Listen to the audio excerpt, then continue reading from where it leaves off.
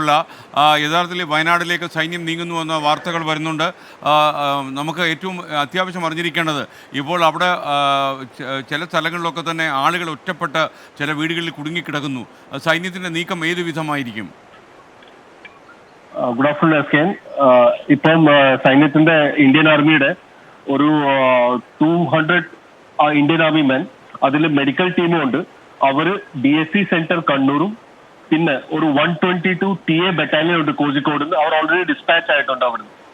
അതല്ലാതെ INS ജമോറിൻ naval അക്കാഡമിയുടെ ഉള്ള ബേസിൽ അവിടുന്ന് ഒരു 30 സ്പെഷ്യലിസ്റ്റ് സ്വിമേഴ്സ് ഓൾറെഡി അങ്ങോട്ട് ഡിസ്പാച്ച് ആയിട്ടുണ്ട്. അതിലുള്ള ഇവർക്ക് ഏത് വിധമാണ് അവിടെ എത്തിച്ചേരാൻ കഴിയുക? കാരണം ഇപ്പോൾ അവിടുത്തെ കാലാവസ്ഥ ഹെലികോപ്റ്ററൊന്നും ലാൻഡ് ചെയ്യാൻ പറ്റുന്ന സാഹചര്യമാണെന്ന് കരുതുന്നില്ല. സർ, ഇപ്പൊ ഈ 3 ടീമും ഞാൻ പറഞ്ഞത് അവരിപ്പം ബൈ റോഡ് പോയിക്കൊണ്ടിരിക്കുന്നത്. അതല്ലാതെ നമ്മുടെ INS ഗരുഡ നേവൽ ബേസിൽ എയർ സ്റ്റേഷനിൽ അവിടെയും ഫ്ലൈറ്റ്സ് സ്റ്റാൻഡ് ബൈ. നമുക്കൊരു ക്ലിയർ വെതർ കിട്ടുമ്പോൾ അത് അനലൈസ് ചെയ്തിട്ട് അവർ അതും സ്റ്റാൻഡ് ബൈ ആയിട്ട് നിന്നിട്ടുണ്ട്. ഞങ്ങളെല്ലാം സ്റ്റേറ്റ് 1 പോയിട്ടുണ്ട്, ഹയർ സ്റ്റേറ്റ് ഓഫ് റെഡിനെസ്സിലോട്ട്.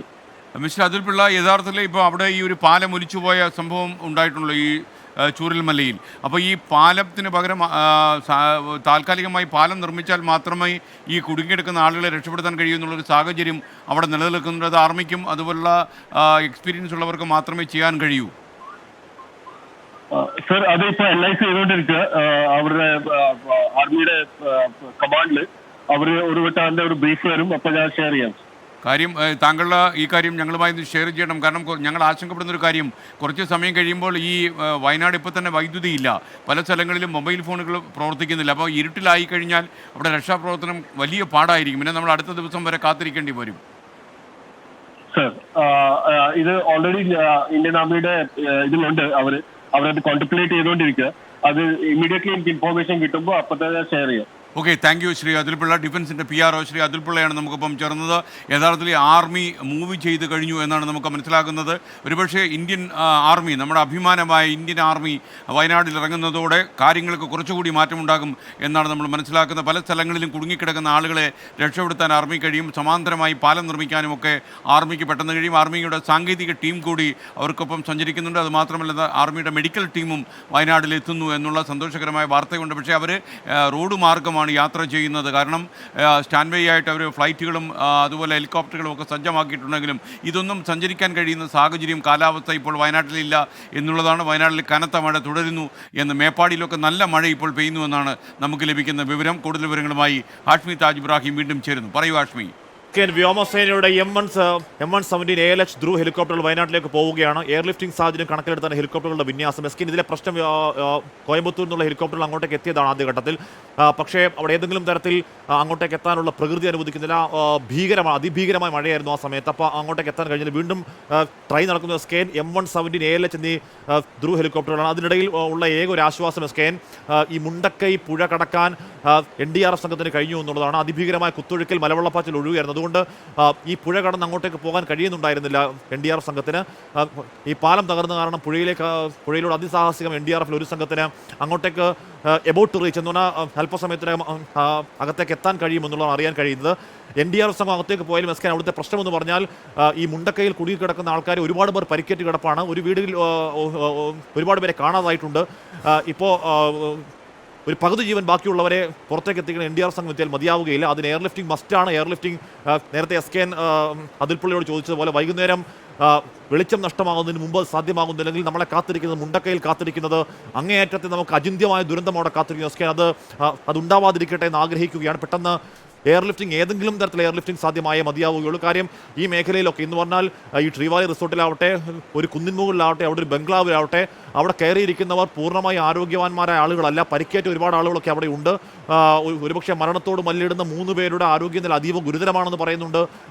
അപ്പോൾ അവരെയൊക്കെ പുറത്തേക്ക് എത്തിക്കണമെങ്കിൽ അത് മസ്റ്റായും എയർലിഫ്റ്റിംഗ് ഉണ്ടായേ മതിയാവുള്ളൂ. മുണ്ടക്കൈ പുഴ കടന്ന് അങ്ങോട്ടേക്ക് എത്തി എന്നുള്ളതാണ് നമുക്ക് ഈ സമയം നൽകാൻ കഴിയുന്ന ഏക ആശ്വാസം. SKN ഏറ്റവും ഒടുവിൽ അറിയാൻ കഴിയുന്നത് ഇവിടെ ഈ MCHലേക്ക് എന്ന് പറഞ്ഞാൽ മുണ്ടക്കൈ MCHലേക്ക് മൊത്തം 42 മൃതദേഹങ്ങൾ എത്തിയിരിക്കുന്നു എന്നറിയാൻ കഴിയുന്നു. അതിൽ അതിൽ 18 പേരെ മാത്രമാണ് തിരിച്ചറിയാൻ കഴിഞ്ഞത്. ചാലിയാർ പുഴയോരത്തു നിന്ന് കൂടുതൽ മൃതദേഹങ്ങൾ കണ്ടെടുക്കുന്നു. അത് 20ലേക്ക് ഉയരുന്ന അനൗദ്യോഗിക വിവരങ്ങളുണ്ട്. സ്കാൻ അതിൽ പല ആൾക്കാരും തിരിച്ചറിയാൻ കഴിയുന്നില്ല. പല മൃതദേഹങ്ങളും അങ്ങേയറ്റം ഛിന്നഭിന്നമായ നിലയിലാണ് എന്നുകൂടി അറിയാൻ കഴിയുന്നുണ്ട്.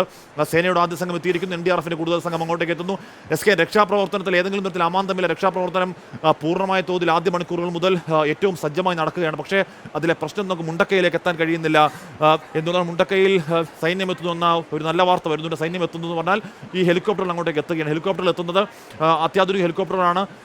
എത്ര വേണമെങ്കിൽ എയർലിഫ്റ്റ് എന്ന് പറഞ്ഞാൽ തുടർച്ചയായി എയർലിഫ്റ്റ് ചെയ്യാൻ കഴിയുന്ന രീതിയിലുള്ള ഹെലികോപ്റ്ററിലാണ്. എയർലിഫ്റ്റ് അത് തുടങ്ങിക്കഴിഞ്ഞാൽ വളരെ പെട്ടെന്ന് നമുക്ക് ഈ മുണ്ടക്കയുടെ വ്യാപ്തി അറിയാൻ കഴിയും. SK അല്പസമയം മുൻപ് KM അഭിജിത്ത് എന്നെ വിളിച്ചിരുന്നു. ഒരു നമ്പർ തന്നു. ജിതിൻ എന്നാണ് അയാളുടെ പേര്. ജിതിൻ്റെ സഹോദരിയെ കല്യാണം കഴിച്ചത് മുണ്ടക്കയിലേക്കാണ്. ഒരു വിവരവും ഈ സമയം വരെ ഇല്ല. അല്പസമയം നമുക്ക് ജിതിനെ വിളിക്കാൻ കഴിയുമെന്നാണ് പ്രതീക്ഷ.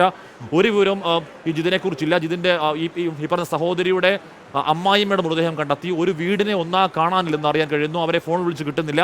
അങ്ങനെ അപ്പാടെ അപ്രത്യക്ഷമായ, അപ്പാടെ കാണാതായ, അപ്പാടെ ഒരു വിവരവുമില്ലാത്ത ഒരുപാട് കുടുംബങ്ങളുടെ വിവരങ്ങൾ മുണ്ടക്കയിൽ നിന്ന് വരുന്നുണ്ട്. നേരത്തെ മനാഫ് എന്ന രക്ഷാപ്രവർത്തകൻ പറഞ്ഞത് എത്രയും പെട്ടെന്ന് എയർലിഫ്റ്റിംഗ് ഉണ്ടാവുന്നില്ലെങ്കിൽ വലിയ ദുരന്തം അവിടെ ഉണ്ടാകുമെന്നുള്ള എയർലിഫ്റ്റിംഗ് എത്രയും പെട്ടെന്ന് നടക്കാൻ വേണ്ടിയാണ് ഹെലികോപ്റ്ററിൻ്റെ ഒരു സംഘം അങ്ങോട്ടേക്ക് എത്തുന്നത്.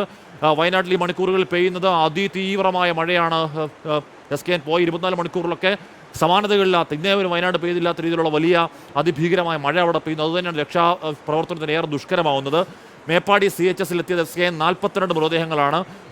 മരണസംഖ്യ 67 ഉയരുകയാണ്. SK ചൂരൽമലയിൽ മഴ കനക്കുന്നു എന്ന വിവരം കൂടി ഇപ്പോൾ വരുന്നു. ചൂരൽമലയിൽ നമ്മൾ നേരത്തെ പറഞ്ഞ ഈ ദിവസങ്ങൾ കഴിഞ്ഞ് 48 മണിക്കൂറിൽ 500-ലധികം mm മഴ എന്നൊക്കെ പറഞ്ഞ SK അത് മേഘവിസ്ഫോടനം ഉണ്ടായിട്ടില്ല എന്ന് പറയുമ്പോൾ പോലും മേഘവിസ്ഫോടനത്തിന് സമാനമായ രീതിയിൽ മഴ പെയ്തതാണ് പോയ മണിക്കൂറുകളിൽ.